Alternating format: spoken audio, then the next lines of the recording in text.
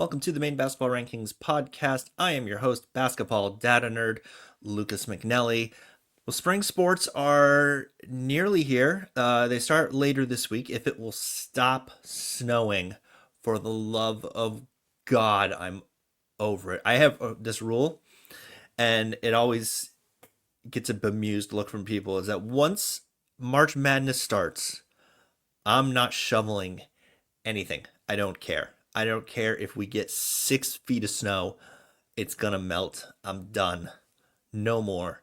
So that got tested. Like last week, we got a decent amount of snow, and my wife's like, "Are you gonna shovel?" I'm like, "Nope. I'm driving right over it. I'm just gonna get a running head start with the car, and just sort of bust through whatever little tiny snowbank they've built. The cars have built. The plows have built up." And it's going to work, and it'll be melted by the time I get home from work. And that's what happened. I think it's a very good rule. I highly recommend it. Once they tip off March Madness, don't shovel it. It's not worth it. Now, if you live in Aroostook County, that might not work as well for you, but I live on the coast, so it's not as bad. Um, but yeah, with the weather willing, we're going to start getting the spring sports games. And so I thought, who else to talk spring sports with me than the great Michael Hoffer? Um, Side benefit is he's just launched his own newsletter, going on his own after years and years and years at the Forecaster. And so I had him on to talk about that, to talk about spring sports. We did a little bit of a basketball recap. Lots of fun as always. He's a wealth of information, and you should definitely go to his website and subscribe. I'll put a link to it in the show notes so you can go, and don't make him regret starting a newsletter, because newsletters can be awesome. And they can also be a little scary. So definitely support that. And without further ado, let's go to that conversation with Michael Hoffer. My guest today is the newest media mogul in the state of Maine. Michael Hoffer is here. Thanks for joining me. Thanks for having me. That's not a phrase I ever thought would be used in regards to me. It's like you and Reed Brower and a couple other Yeah. people. No, I'm the orange among the apples with all of those people, I can assure you. So if people haven't seen, you announced Sunday that you had your own site. Let's throw up the logo here. Yeah, Hoffer's High School Sports, the way game stories should be. It's a very nice logo. yeah, thank you. My niece Haley did it. She did an awesome job, and just playing off the Welcome to Maine sign theme, and go from Are there. you going Hopefully, to go north of that dividing line that you've got there in the state? I'm not sure exactly where that's at, but I'm gonna guess no, unless I'm in Bangor for a state game or something. It But looks I would say like not very Greenville. often. This is mostly Cumberland County based. Okay. Okay. So tell people what you're doing. You're basically joining the newsletter game. Yep. Right. I mean, what I'm doing is, and I'm hoping what people will notice is not much different than from what I did all the years with the Forecaster. Still going to be, long form game stories. You're just going to find them at a different site.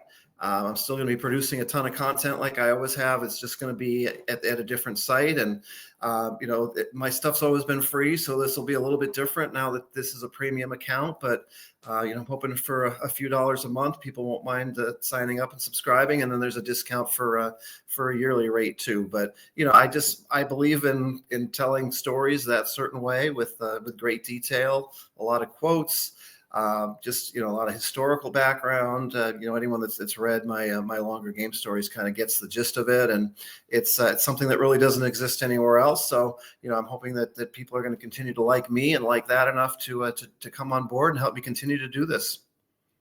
The event, it's on totally online now, so now you don't have to Right, worry about the limits of the printed version, it's a beautiful and thing. no one can Yes. hold you to 5,000 words. You could go to 10,000 words if you Yeah, wanted I to. don't see that happening, but just, I mean, honestly, I will not having to fill print editions for the paper is going to save me time. It'll allow me to do some other things I really haven't had much time to do. Feature stories. I love, delving into historical teams of the past, those kind of features. I feel like I'll have some time to do some of that stuff again, which I did really early in my career, but I just haven't had much time to. over the last decade or so. So I'm excited about that. And, the podcast game looks kind of fun. Maybe I'll maybe someone will throw me a bone on that one at some point. So there's a lot of options, a lot to look forward to. And, right now I'm just trying to get this up and going. The site still needs a little tweaking. I know we talked before we came on here about I'm not the most technologically adept person, and it's been a little bit of a challenge, but we'll get there. And I'm just, it's an exciting opportunity. It's a little overwhelming and daunting, but at the same time, it's really exciting. Well, we've been talking back and forth for Jesus, been a couple months now, and Right. to the point of your technological skills, I thought there were at least four more questions coming my way, and then you were Well, live, and I I was like, didn't oh, want we to did it. overdo it. Goodness, yeah. But no, Oh, and I don't thank mind. you for all your help. And that was a big help, and just helping steer me into which site was the best way to go. And I think I've got it. There's just a few things to tighten up here, and hopefully we'll be off and humming. And right now there's really nothing on the site except for my little welcome letter. Games start Thursday, so you're going to have a lot of game stories starting then, going for a couple months, and and we'll be off and running. So there's going to be a lot of content. It's just going to take a little while to populate. And so it's the price point. It's $8 a month or 75 a year. Is that? Right. I looked That at is that and I correct. didn't Yeah. Wanted to have actually a sign up. pretty hefty discount for the yearly option, and hopefully get as many of those as possible. But if people just want to check it out for month to month opportunity, or some folks are only interested in one specific season, one specific sport, you can jump on for a couple months and then come back the next year. But the best value is to do it for the whole year, and hopefully even if you think you might not be interested in some of those other sports, you'll find some interesting things to read if you stick around for that full time. I found in myself doing it for as long as I have is that you're going to get a drop off at the end of the season, You're right. and then you're Certainly going makes to get a sense. ramp up at the Yeah. beginning of the season. And then I found, and you'll probably have more luck with this than I will because you actually cover football and baseball and everything, Right. is that when I started doing a little bit of the other sports, once people got to like June, then they're like, I'll just leave it on. Yeah. Yeah, it's. Yeah, and that's the hope, because I mean summer's a dead time. It doesn't matter how you Mhm. slice it. It's certainly not going to be a lot going on then, but there is the rest of the year. And the nice thing about the spring sports season, it's kind of a chance to get this up and going. And, get the word out. Hopefully, get a good subscriber base, and then certainly come fall, it'll almost be like a second launch. Mhm. When I'm trying to bring in a lot more people, and that because there frankly, I mean, there's more eyes on high school sports in the fall and the winter than in the spring, even though there's a lot of great action going on in the spring. Right. Right. And I mean, and especially basketball, like basketball season, you'll just spike. Yeah, So and it's hopefully smart in to the start fall it as now. well. Yeah, that's the most intensive time of the year. I think we're still recovering from February in some ways, and but there's so much going on in the fall too. High school football's got such a huge following, and down in our area, soccer is so huge. We've got some great field hockey, volleyball teams. So it's not just one sport. I'm not covering everything, but the sports that I've traditionally really focused on are the ones that I'm going to continue to focus on. I'll have some in-depth previews coming out here over the next week or so. That really delve into all these teams, not just a couple of names or just a couple teams to watch, but pretty much everyone in the coverage area, and kind of branched out a little bit. I mean, Gorham, Wyndham, Thornton Academy, they were never part of the forecasters coverage area, but I got to know a lot of those athletic directors and coaches and covering their games over the years, and there was always demand and hope that I would branch out someday. So I figured, why not give it a shot here, and hopefully that will generate some interest as well. Well, the thing is, your coverage area now is whatever you want your coverage True. area to be Right. because, you're not beholden to anybody Right. or whatever. So there's maybe an advantage to branching out a little bit. And, if Wyndham's having a good year, go, Right. oh, well, maybe go up here to Wyndham or, just you could go as far as deep as you wanted to with it. Really, you could go up and do a Madomic Oceanside game if I that's was a just big saying, matchup. I don't know that I'll get up to Madomic Valley, but I wouldn't rule it out. And like, and actually, for instance, this spring, Kennebunk Girl Lacrosse is always the powerhouse. They've been really the best program in the state here over the last decade or so, and they're far from my coverage area, but they play the Falmouths and the Yarmouths and the Greeleys. So, I'm going to include them in my preview as well. Just that one sport because they're so good. But you're right. I mean, there are really, no barriers anymore. It's kind of a new frontier, and take it where it goes. One thing I'll do during basketball season is I'll sort of look at the schedule and I'll Right. go, how far Best away is game. that? Yeah. Is that how good does that game look? Right. Do I want to drive that far? And Uh-huh. then, you know, and if it's on a weekend, that makes it a lot easier. And then just Sure. with my day job, it's like, can I get there in Yeah. time? Yeah, and the weather plays a big factor in the The winter what? too. But yeah, I mean, ideally, my hope is always I'm going to cover the biggest games. A lot of instances in the spring and fall, especially, I'll try to get to a couple games in one day, and maybe even three on a Saturday if the schedule works out. So, I cover this in blanket fashion as much as one person can do. Yeah, it's well, you've always done that, and it's very hard Yeah, to cover everything. And right. you'd be amazed. Like, I don't know how much you get this, but I'll get it all the time. Like, oh, you don't cover us at all. I'm like, dude, you are 4 hours away. It's nice to be wanted, though, but that is Yeah. extreme. Yeah, I'm not Yeah, expecting any mad. As fun a story as Caribou's been in recent years with basketball, I don't think too many people are going to be signing up hoping to see Caribou coverage. I mean, you could do a Quinn Pelletier game. He's a big deal. Yeah, I mean, listen, when they come down here and play at the Civic Center, it's always dramatic, and they always bring a huge crowd. So it's that's really like what Maine high school basketball is in other parts of the Mhm. state. It's not the same thing in Cumberland County. Yeah, I always every year I go, it'd be pretty cool to like just do a weekend road trip up Oh, yeah, there I'd love to do that and someday. try to knock Absolutely. out a couple of those games. Yeah, I'm that or always I'd trying to love to talk spend my brother into it. Yeah, I'd love to spend a week in Bangor sometime during the tournament instead of Portland, Oregon. I mean, I can't because everything's concurrent with what I cover here. But how much Yeah. fun would it be to do like one of the smaller tournaments up there where people come from far and wide and spend the week in Bangor, and that's their big social event. And it's Yeah. just it's such a different setting than what we get down here. Well, you could fly up there or fly up there. You could drive up there for like a Christmas Yeah, I'll tournament get or my something pilot like to get that. me up there. Yeah, You're, well, you get enough subscribers, you'll get your yeah, private plane. that's still probably a few thousand away at least.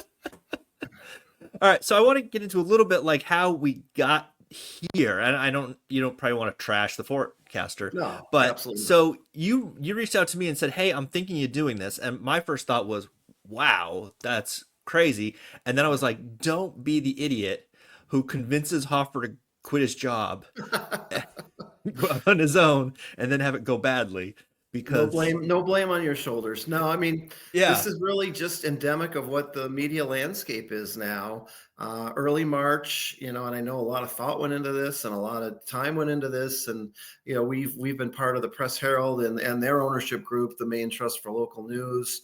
And the decision was made to shut down the weekly print editions, all the forecasters. And I mean, our paper started back almost 4 decades ago. So we have a lot of history down here. It does live on to a degree on the Press Herald's website with there is a little bit of a web presence still, but the forecaster, as we know it, passed away at the end of March, and one of the collateral damage was I went along with them, and I mean, yeah, there's definitely some sadness there. But I also chose to look at it as an opportunity, and I'm really grateful for. I mean, I had an incredible run. I had so many great people believe in me. I got a chance to work alongside some of the best reporters that the state has produced here over the last quarter century. I grew up as a writer on the sidelines with Tom Chard and Mike Lowe and the late Paul Batiste, and learned so much from them. And I look at my former Press Herald colleagues now. Travis Lazarsic and Drew Bonifant and Steve Craig. I mean, great guys. They're friends of mine. Lee Horton and Bill Stewart, to the sports assistant editor and editor, respectfully. Everyone's great over there. I have nothing but respect and appreciation for everyone. And, there's different ways of doing things. And that's, I'm going to try to do my thing now. And I certainly wish everyone there the best of luck going forward, because this is a very tough media landscape. We need good media more than ever in this yeah. state, in this country, in this world. So I'm pulling for them. Was there talk of like just looping you back into the Press Herald or something like that, or they're just at a maximum? Well, I mean, there were some other options, but for me, this was the best way to go. And it wasn't necessarily how I wanted it to end, but I can't say that it was a big surprise. I mean, the writing's kind of been on the wall as far as, our papers have been tiny here in recent years. We used to be Mhm. 32, 36, 48-page papers back in the heyday. And, lately they've been 8 or 12. So, I mean, this didn't come as a huge surprise. And here I am. And just the main trust for local news is just having trouble all over the place. They fired a bunch of people. right? Well, Like yeah, in February or something. right, and really no reporter positions were eliminated. I mean, there were some layoffs, and it's always sad to see that happen. And yeah, I mean, just times are tough. Print is very expensive, and a lot of people don't pay for print subscriptions anymore. And I think digitally they're doing really well, and hopefully that continues. And that's certainly the direction that things are going to go more and more. But it's just it's a hard time in this industry, and it's not getting better. Yeah, it's. I mean, and it's not specific to Maine. It's Well, not no, not at specific all. to even newspapers. It's No, magazines. It's that's right. everything. Yes, yeah, And there's a lot what you have been able to do, and I think you are uniquely positioned to do this, is that you were able to build an audience in the traditional platform. And so right. now you've got an opportunity to take that, with you to Right. your own thing. And hopefully you can take enough of it with you to make Right. it a sustainable thing. Yeah, Like I when mean I that's the started, I had nothing. I was like, nobody yeah, even knew my name because I right. was hiding. Well, I was hiding anonymously. they do now, and your buddies with the MPA and everything. I mean, look at That's crazy. funny how the twists and turns that life takes. But yeah, man, put a lot of sweat equity into this. I mean, it's been a labor of love forever, and I've tried to tell stories the way I want to read them, and it's kind of led to a good following. And I'm starting to have coaches that I once covered as players, and in a few instances now, I have sons or daughters of former players, which makes me feel really old. But it just goes to show if you stick around long enough, these kind of things happen. And like I said, I mean, even when I knew I was getting done, I made it very clear I wasn't going anywhere. My intention was to try to make this work, and here we go. So it's I said to my wife yesterday, I feel like I should crack open a bottle of champagne on the computer to kind of launch this, which probably wouldn't have been smart on many I know you're levels. not crazy tech savvy, but you don't want to pour No, champagne on that your would make computer. life even worse. And knowing me, I'd cut myself or something. So just as well. But no, I mean, this is it's really uncharted waters just to stick with that theme, and it's exciting. Yeah, and you never know. You might blow up on you and you might end up doing better than you were before. Well, I mean, that would certainly be a best case scenario. Right now, I mean, I'm just trying to keep my head above water and get this going. But yeah, I mean, certainly, I like paying my bills. My wife likes to go out to eat and go on vacation, so I hope to be able to keep a steady income going. I've learned that the first step you want to hit is the make enough that your wife doesn't complain about how much time you're putting into it. Right. And then once you can clear that hurdle, Yeah. it gets a lot easier to go, no, it's doing better. Yeah. I mean, she knows my schedule. We've done this thing together for we've been together for over a decade. She knows I'm up late at night writing, and certain times of year she's not going to see me much. But in July and August, I'm around quite a bit, which is the best time to be around. And That's true. yeah, that's not a problem. Are you going to cover any summer stuff now? Like, because what do you normally don't really cover? What do you cover? No, Do you cover anything in the summer no. What I previously? really do is I'll like stretch out the postseason awards and athletes of the Mm, year, and if we have a local little league team make a deep run or something to that effect. No, I mean, really, all these years I've been so lucky. I mean, I've basically had that time off, which is the time off you want in Maine, because that's really the only yeah, time that it's really nice to be outside. So, I hope to be able to continue to do somewhat of that schedule, but I don't think I'm going to want to have my site be dormant for 2 months either. So right. I'll find a way to at least produce sporadic content. You could, yeah, that's always been a challenge for me too. You could, cover beach to beacon, something like True. that. It's too early I in the mean, morning though. I'm probably gonna run it this year. Are So you? yeah, All right. Well, that's yeah, that. Then all the it's more. I definitely think I'd too almost early. have to compete in it to want to go, but I know it's an awesome event. So, It's so much and fun. and you got the Lobster Bowl. I mean, there's not like Hmm. there's a lack of things, Right. and that's obviously a great event for a great cause. So it's not like there's nothing out there, but really And the meat and potatoes of what I do is during the school year, and I think I'll use a good chunk of this summer to really beef this up and prepare for even bigger and better things come September. yeah, you could do stuff like interviewing like retired athletes, Sure. something like that. No, Mackenzie Holmes comes that's a home good for the idea. summer, Right. talk to her, stuff like that. Absolutely. There's no But shortage of them. the beauty is you can do whatever you want. Yes. That's the hope. I mean, we'll see we'll see how well this goes, but I mean, and honestly, in a sense, I've kind of done that for decades. I've kind of made my own schedule. covered the games more or less that I want to cover and write the way I want. So, I'm hoping to be able to continue to do that. And that's really one of the big motivators for me. That along with the fact that I don't want to ever have to work a real job ever again. I don't even know No, you if I don't. would know if I could do it at this point. I have one of those, and Yeah. I won't say anything bad about them because they might watch, but but it's a lot easier when you don't. No, I hear you. And especially I'm not a morning person. I've really gotten used to the schedule I have and like to Yeah. go for a nice long walk around lunchtime. It's not conducive to working in an office. No, no, it's not. Let's talk about the tournament a little bit because I haven't Yeah, talked to you since the tournament. right. Like, what stood out to you tourney week? What was like the thing? Like, was it Davis Mann? Like, Oh, no, without, I mean, yes, he would be one of the first things that jumps to mind. And it's funny, the one game I saw that I didn't see him play was the Freiburg game where he went off for 39 points, and everyone thought that was going to be his best game of the tournament, yeah, right? And then it turned out there was one that was even a little bit better. But yeah, I mean, that was just an epic championship game, and Mesolansky played so well for so long. But that Falmouth team, who also, let's not forget, they fell down, I think, by 7 points to Noble in the regional final. That game was on the brink of yeah. getting away, and they came back and won that. And Falmouth just never panicked, even though they were down double digits in the second half. And just an unbelievable. It got to the point where you knew Davis Mann was going to go to the basket every single possession, except for the Mhm. one time that he passed it off for the tying layup, which was a brilliant play call. But every once in a while, you just see an athlete completely transcend everything around them, everyone around them. And it was just an epic performance. It's on the short list of the greatest performances I've ever seen. No question about it. And especially in that kind of a game. I mean, someone can score 43 points in the quarterfinals or the semifinals. It's great. And it's Yeah. always, it's always admirable. But to do it when your team is literally hanging by a thread in a state final, I mean, that's the stuff that legends are made of. To just, yeah, the way he just willed that team Yeah. to victory. He's like, So no, we're true. not losing. I Right. don't care. I'm gonna do whatever I have to do.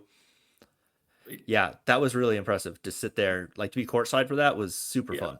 And then, unfortunately, that's the only time I got to go to Augusta. The whole tournament was for those two Class A state games. But down in the Portland area, the South Portland girls were such a great story with the Mhm. father-daughter coaching. Brianne Maloney taking over the program with her father John helping out, and a team that's knocked on the door a lot over the years. Really put it together in the second half. They had some vulnerabilities in the first half. They lost a couple home games. And then when it clicked, man, it clicked.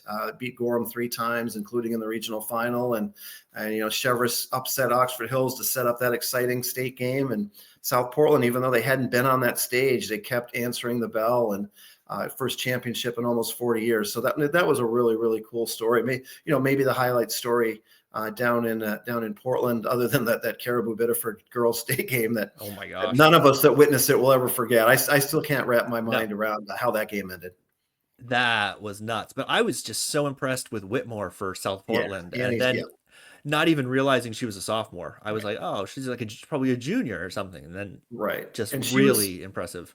early in the season, I had remarked to somebody, I'm like really expecting her to take the next step, and she did.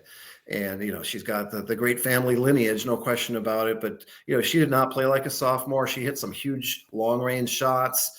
She wanted the ball in her hands against a team that's really good pressing defense in Chevrolet, and really handled it well. And she's just someone she's already a really good player. I think by the time she graduates high school, she's going to be something special. And then that supporting cat. I mean, Emma Travis is the senior captain, really the lone senior that played. She really willed them to that victory, especially early in the game. You could see that Oh pretty yeah. much everyone on that South Portland side, including the coaching staff, was nervous. She kind of allowed them to settle in and get that lead, and they pretty much played from ahead the whole game. So really cool story there. And most of them are back next year, as is most of Chevrolet, as is most of Biddeford. I mean, Class A is going to be very, very, That's very, very interesting in gonna be nuts. 25, 26. The MPA put Coach Whitmore next to me for that game, and I I like remember him sitting there. Yes. I Yeah. didn't realize the connection for a minute, and then I was talking to him like during a timeout. I was like, wait, is that the same Whitmore? He's like, yeah, yeah, yeah. I was like, okay, that makes He's sense. he's the one that started it all, and he's got like 5 or 6 grandkids playing college ball right now. Annie's doing what she's doing. It's really a remarkable family legacy that he's established. It's always fun to sit next to a retired coach because they can't ever not coach. Like it just never comes out of them and never goes away. And he's laid back and proud grandfather, but still like, oh, you gotta rotate over there. Yeah, Just I mean, completely. it's just who you are. There's no stopping it, and you have no trouble hearing him when he gets animated too. So I guess it didn't happen too often because I didn't. I mean, I was a little ways down, but I didn't hear Yeah. too much of him. But I mean, what a He was thrill it's got to be. I mean, he's accomplished everything you could ever accomplish as a coach, and now to see his granddaughter Maggie do so well at Bentley, Annie winning the championship there with South Portland. I'd say it was a pretty good winter for the Whitmore yeah. family. He was mostly keeping it to himself. It was a lot under his Yeah, breath. yeah, A lot of muttering about how terrible that defensive play was, stuff like yes, that. I can But imagine. it was wildly entertaining for me. Yeah, yeah. I think he was helping out with either Scarborough or South Portland many of the last several seasons, and he took this year off to just kind of watch everybody. And I think he chose a good year to just be a fan. Yeah. Yeah. So the Biddeford Caribou, do you think they should have called the lane violation? Yeah, see, I mean, I would. It's funny that you caught on to that right away. I did not until I saw Somebody your video. told someone told me about it. I didn't catch it Right. right away. I mean, I'm not surprised they didn't, just with everything going on. I mean, it's an unfortunate maybe sidebar to this. I'm still wondering, and it's so easy to talk about hindsight in this case. And if you're Biddeford, maybe you just let her shoot the 30-foot prayer at the end. If it goes Yeah. in, great, you go to overtime. But I get that why it didn't happen, but it's one of those. It's kind of like Super Bowl 51 with the Patriots. A half dozen things had to go right or wrong, Mhm. depending on your perspective, in a very short period of time to make this miraculous ending happen. And how about a freshman going to the free throw line with all eyes on her and the state championship hanging in the balance and just absolutely money on both free throws. I mean, that was, to me, was one of the things that I'll always remember about that. Is just you don't realize how hard it is to make those kind of a shot when everyone's looking at 14 years old, 15, whatever her age is. I mean, I just marvel over that. And, I think for me, I don't even know if I would have gotten the ball to the rim, but I would have been praying to make one. Maybe one bounces off the rim and in, but, Yeah. just boom, boom, make both of them. And suddenly you're state champs and you're taking the gold ball back. What's funny is earlier in the tournament we had the one of those games where it was like, do you foul up three? And I think it was Madomic Oceanside, actually, the girls' game. Yeah. And All I was right. talking I was talking to Scott Bessie about it afterwards, and Right. he's like, yeah, but you got to remember that this isn't the NBA, Yeah. and these aren't 26-year-old grown men. These are 17-year-old kids, and 17-year-old kids don't always do what they're supposed to do in these situations. He's like, I get the math, I get all the stuff about it, but Yeah. to me, if you don't foul up three, worst case scenario, you're going to overtime. If you foul up three, worst case scenario, you give up four. Yeah. And Absolutely. I was like, yeah, that seems outlandish though.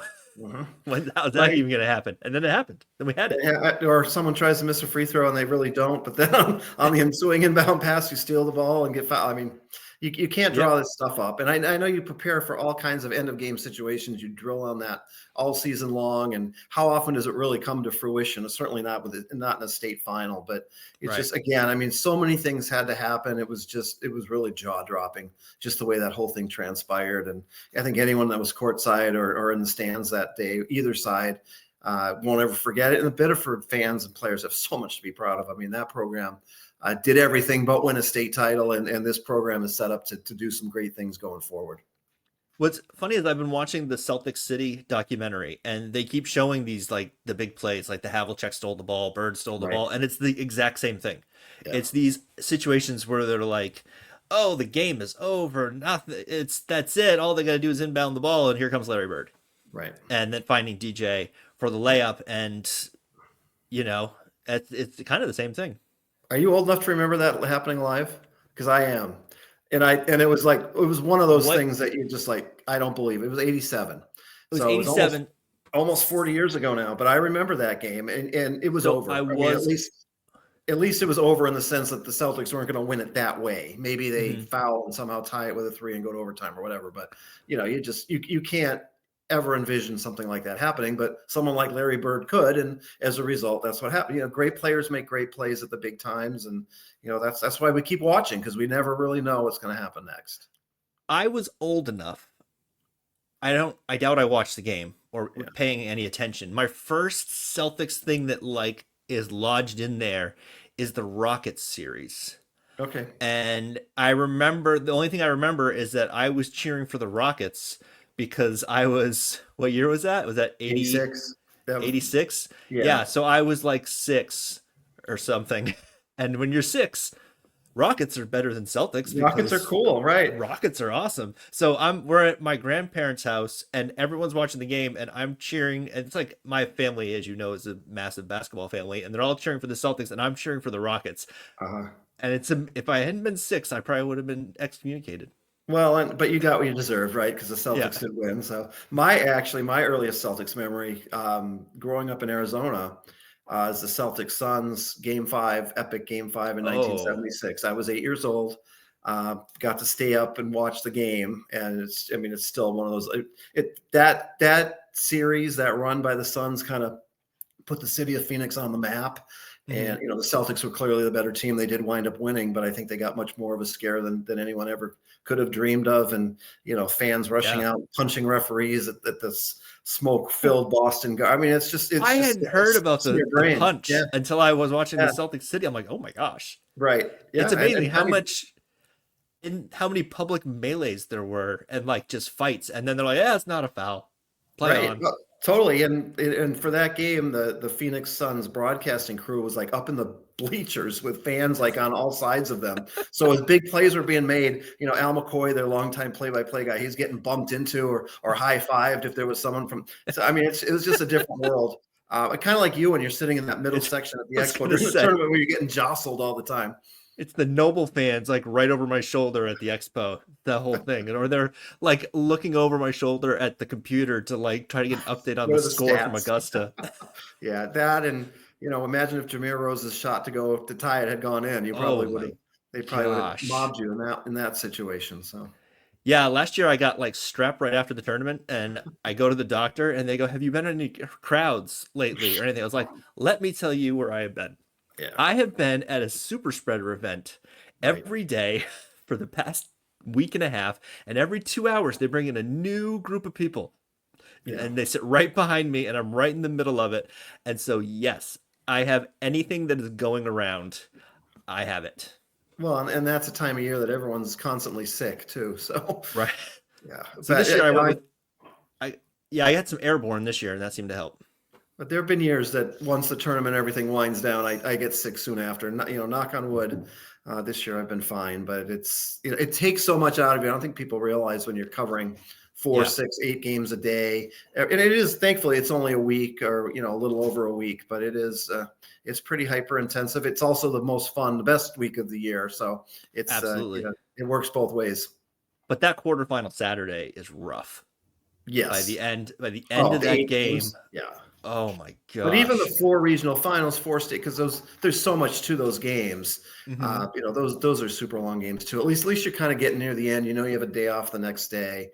But no, I'm looking forward to next February already. But when I'm in it, I don't mind when the break comes.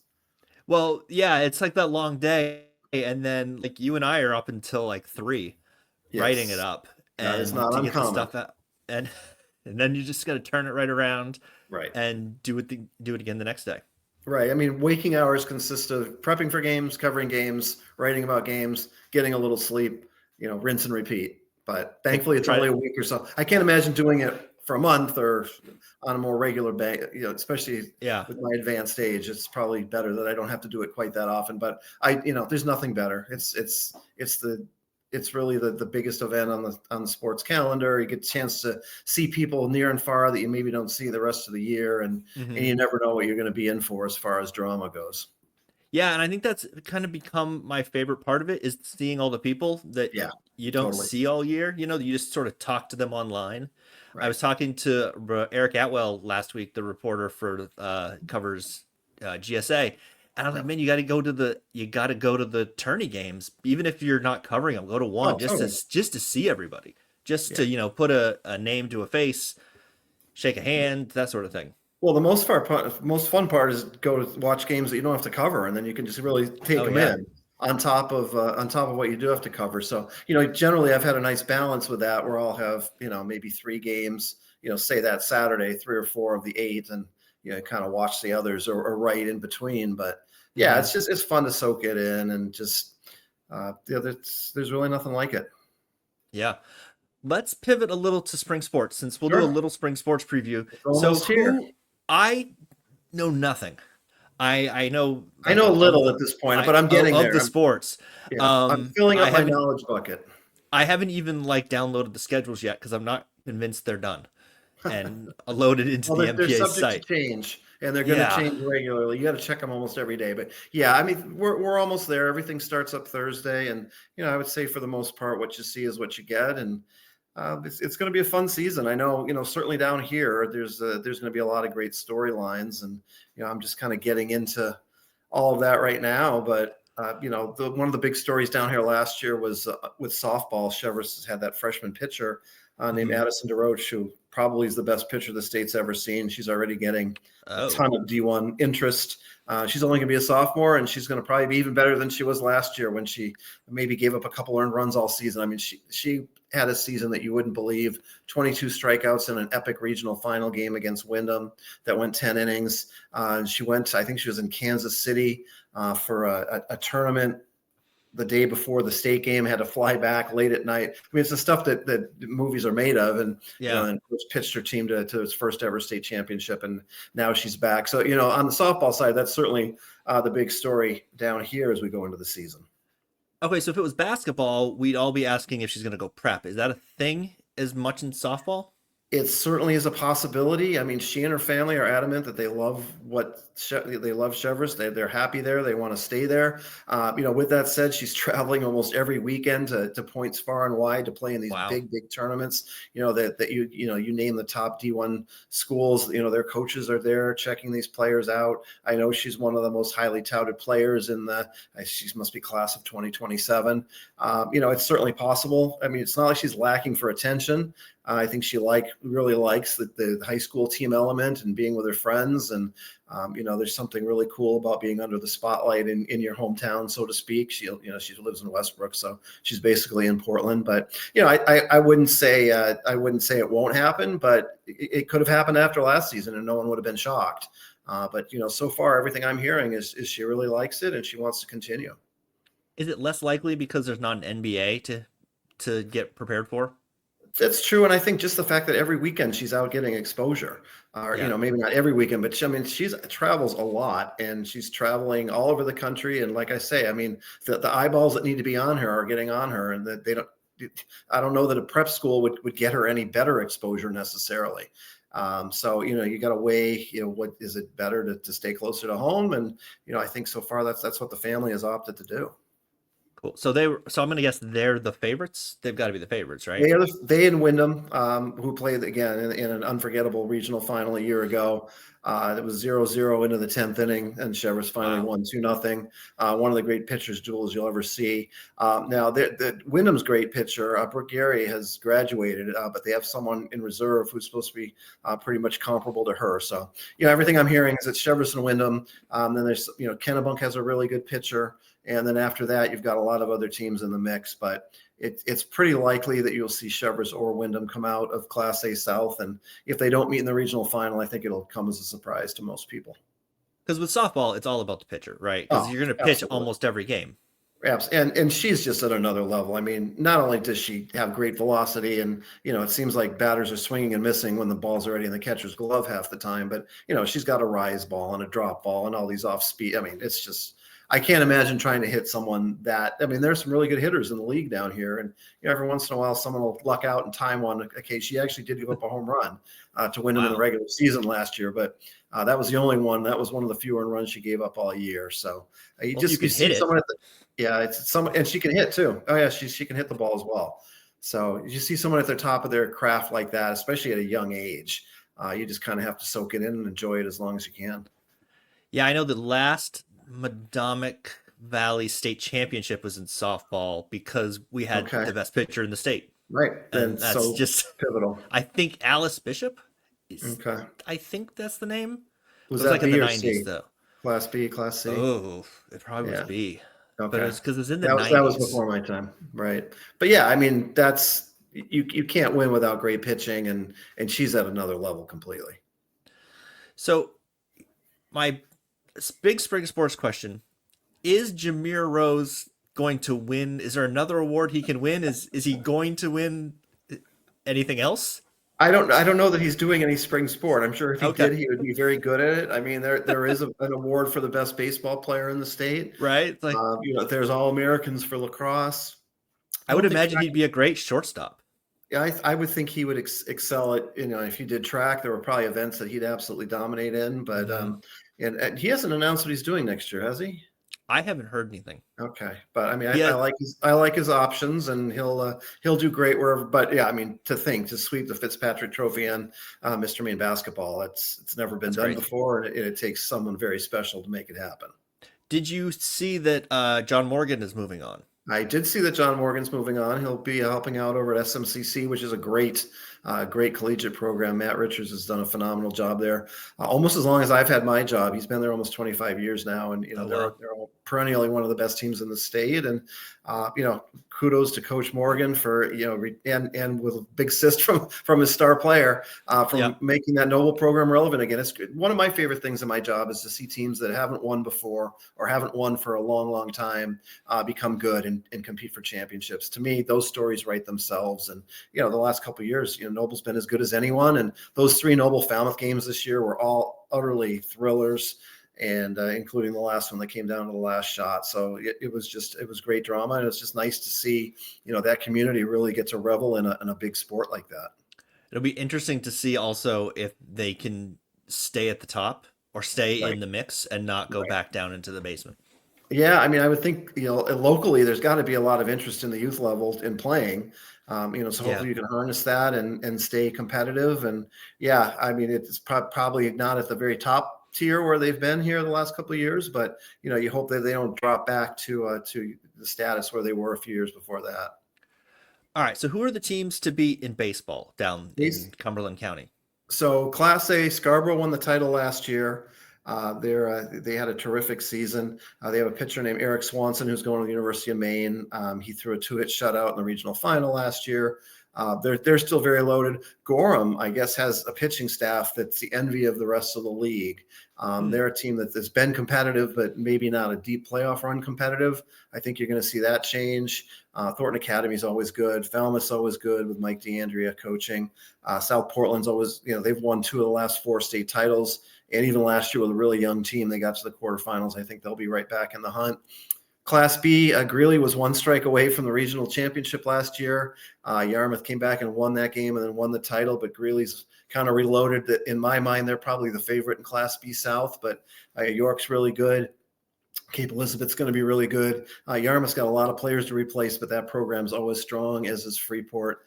So those are kind of the teams I'm looking at right now, and not a whole lot of variance year to year. There's a lot of familiar names and faces there, but there's not a clear favorite, which is nice. We Hmm. talk about softball where maybe there is one or two clear favorites. I think there's more parity, and that sometimes leads to playoff upsets, and whoever gets hot at the right time or gets the right pitch. Unlike softball, you can't have your pitcher pitch every day in baseball in postseason because Right. you're playing every other day. So that kind of makes the great teams a little more vulnerable. Are there players? Because I know recently there's been players getting drafted by the majors from the area. Do we have any of those on the I horizon? don't Maybe. I don't know that anyone's at that level. Not in my coverage area. There might be some outside. And again, I'm just getting up to speed on all this spring sports stuff Right. anyway. And if I'm overlooking somebody, which I am, I'll feel stupid afterwards, which I'll probably do anyway. But I can't think. I mean, there's a lot of really good players. There's players that are going on. I've talked to coaches and players going on to Colby and Husson and places like that. A fair amount of D3 and that kind of thing. But we do produce a lot of really good baseball talent annually, but someone that might be looked at it as draft worthy, I can't think of anyone off the top of my head at this point. Okay. And then lacrosse. I've determined to get to a lacrosse game this year because still never been to a lacrosse game.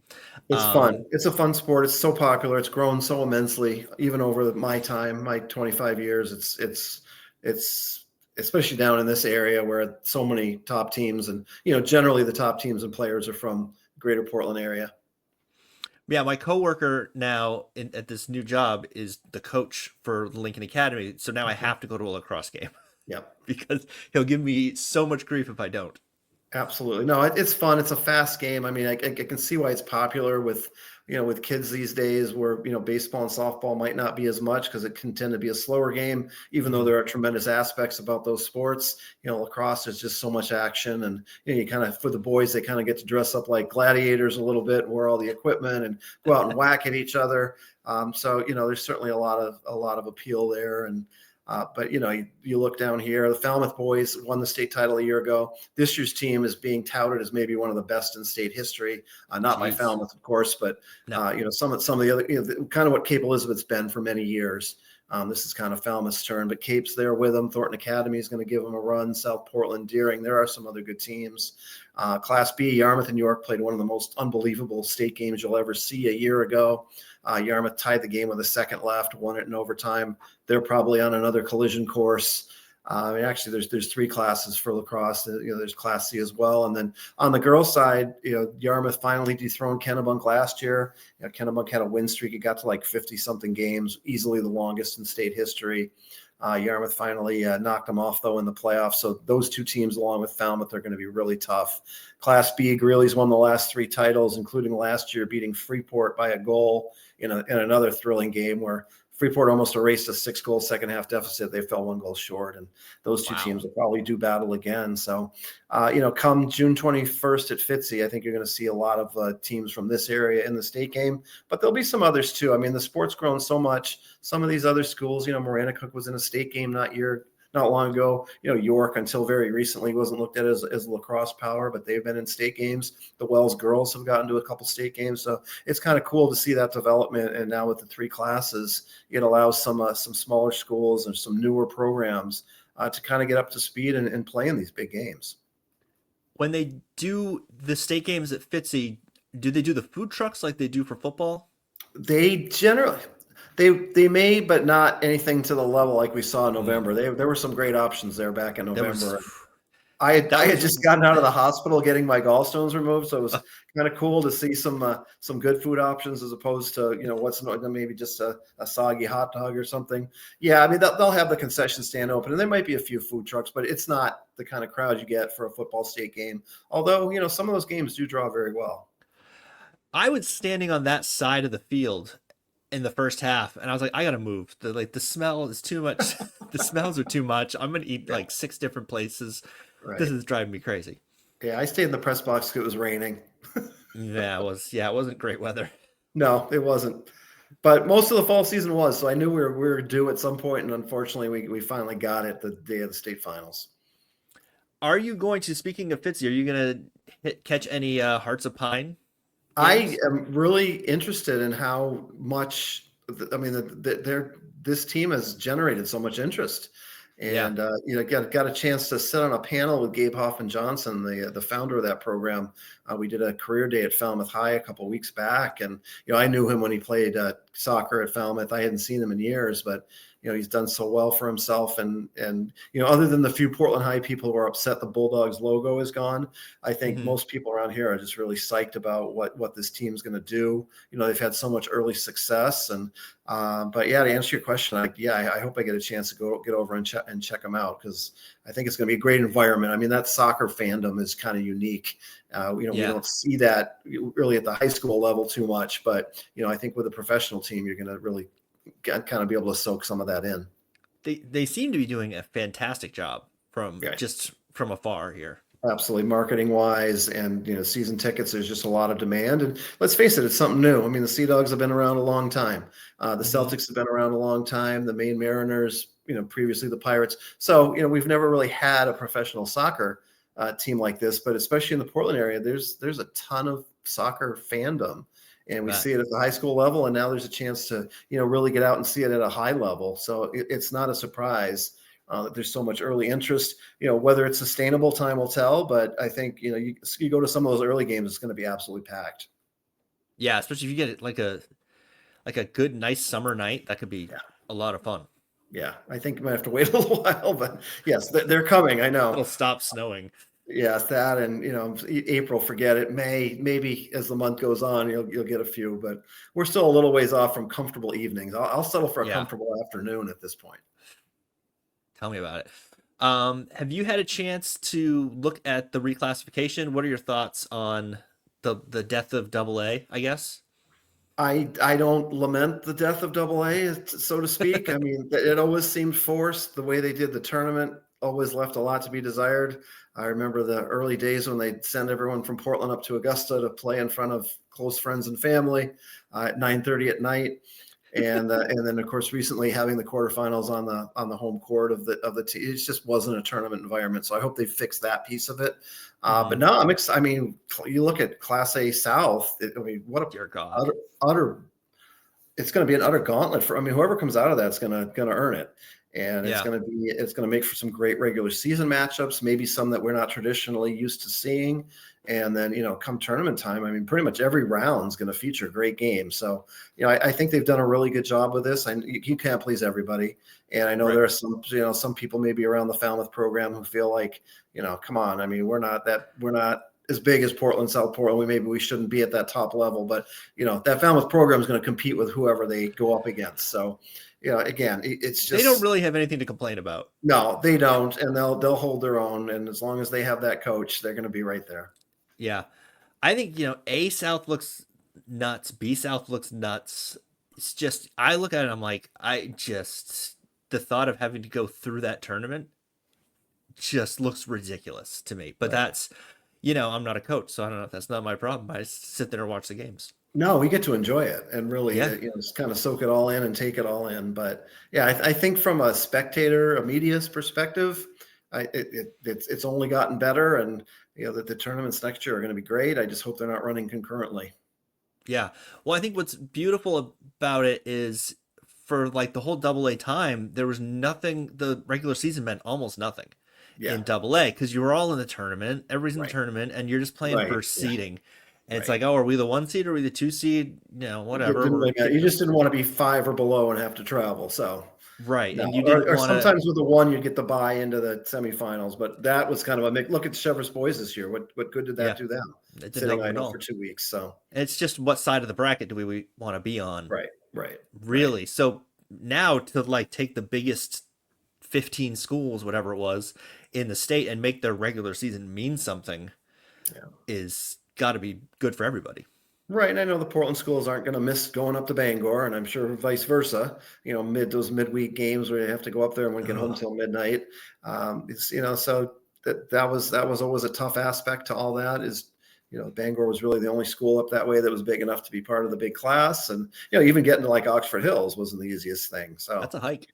it is a hike, but so now it's a little, certainly down here it makes more sense geographically. But yeah, I think it was time for a change, and I think all in all, it's been a really positive. You know who it's good for?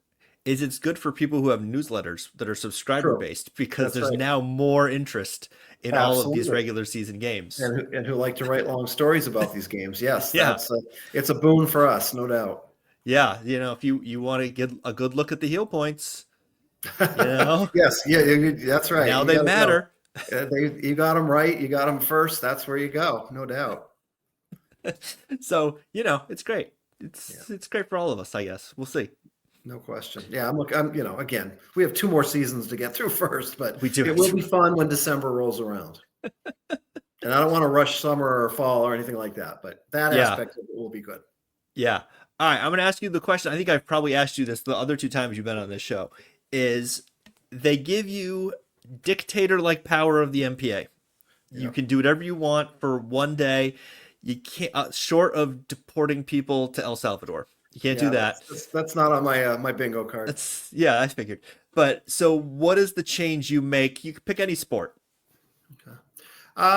What I would change, and that there's a few things, but what I would change, let's go with spring sports. We'll go with lacrosse. I would have their state games be the week before baseball and softball. Right now, they cram everything into one day. Mm, The week before, the only state games are tennis. So I think it'd make perfect sense. Lacrosse plays fewer games than baseball and softball. It maps out nicely to have lacrosse have that Saturday all to itself, and then baseball, softball wrap everything up the following week. And a lot of this is selfishly based because I want to be able to sure. cover everything. But I think it would be great. The other seasons tend to spread things out more. Basketball has its weekend, hockey has its weekend. All the Hmm. other sports do their thing, during the February vacation week. In the fall, you got field hockey and soccer. You got volleyball first. You got field hockey, soccer. Then you have football. I'm a big fan of giving each sport its own moment in the spotlight and not making them share. Or even in basketball, like I would love to see if we could ever figure it out where like C and double A aren't playing at the same time. Right. I remember this was a long time ago, but they used to have state games on Thursday night. Might have been like Really? Class D or C, and then you have B on Friday, and then whatever on The Saturday. So Saturdays. it's See, not it's not like it has never happened. I heard a rumor, and I don't think this could work, so they probably won't do it. I heard a rumor of starting the under 100 tournament a week early. That's great. No, I'm all for getting. I would love to see this stretched out over 3 or 4 weeks. Honestly, if I had my Yeah, druthers, let's what's have our own March Madness, right? Uh, each class gets that would allow me to go up to Bangor, right? If you have like that's one thing true. all by itself. But I Yeah. mean, that would be really cool, or at least a couple weeks, like way back in the day when the big class was separate. You'd get Mhm. everything else done, and then you'd get the week of that standing all by itself. So that was kind of cool. The only drawback with that is it ended the same day as the hockey state game, so you're always Right. going to have some kind of conflict somewhere. But I yeah, see I mean, no that would be great. the only downside I see is I don't know how we're making it to the end of tourney week anyway. Right. So That's, but it would be so spread no, out at least with like games to have to cover. I mean, I guess that's true. be more watching instead of after having to work, but it probably wouldn't work out that way either because we'd get like a 3 day snowstorm and everything would get crammed into one Oh day, my gosh. which we Yeah. haven't had one in 2 years, which is a miracle in and of itself. We last year, or not last year, but the year before, we didn't even have a blizzard during the season Yeah. that knocked out the whole schedule. Like I just kept going, sitting there going, We're not getting games snowed out really en Right. masse, like a Right. couple here and No, there. yeah. So, so we were definitely overdue on that Yeah, count. I expect was there's going to be gonna get multiple hammered. delays next year, but I've enjoyed the last couple. Yeah. All right, so I have taken up enough of your time. It's Give been my people the pleasure. pitch again for the new newsletter. Yep, it's the Hoffers with an S, Oh, let's highschoolsports.com. throw up the logo. Oh, thank you. There it is right there. And starting very soon, you're going to find a lot of game stories. Then beyond that, some features, some historical features. Who knows where it takes off from there, but just another alternative to your high school sports coverage. A little more in depth for the teams in our area, and we'll see how it goes. But I'm excited to be able to continue to do this job that I love. And people should subscribe to it because otherwise it's not guaranteed to stick around forever if you know. Right, exactly. I mean, it's not an eventuality I really want to think about, but I do need to make a living, and like I said earlier, I like to be able to pay my bills, etc. And I believe that it's going to have a strong response, and it might change its form a little bit over time, and we'll see how it all goes. But the basic premise of the site and the content is what people have always gotten from my work in the forecaster. That's just going to continue on. And I know that a lot of people enjoy those kind of stories. So let's go. And it's, legendary work and based on the response so far, at least on Facebook, which is not real life, but still, No, it's um, not. Okay. people people seem to be very excited about it. So Yeah. Yeah. congratulations. Thank you. Yeah. And I know, I mean, I know there was some concern when I got done that I wouldn't continue to do this, even though, I told people I would. So now there's actual tangible proof that there is somewhere to go to read my stuff still. And, I'm hoping that the people you build it, they will come. Right. And here we Yeah. go. And people are coming, so you're Yeah. not don't have that moment where you're like, oh no, what Right. have I done? Right. And hopefully they keep coming. All right. Thank you so much for joining me. No, thank you. It's always a pleasure. And no, this was great. I appreciate you giving me a chance to talk about all this stuff. Sure thing. Okay, that's the show. Thanks to Michael Hoffer once again for joining me. Always fun to talk to him, whether in person at a tournament site or randomly at Falmouth High School, or at a football game or wherever. It's always a fun time. And that will do it for the show. Once again, go subscribe to his newsletter site. Also, subscribe to my newsletter site. I don't know why you would not have done that already if you're listening to this, but who knows? Anyway, that'll do it. This has been a production of MaineBasketballRankings.com. your source for the most comprehensive coverage of Maine high school basketball from Ashland to York and everywhere in between. This podcast is available wherever you listen to podcasts and a bunch of places you don't.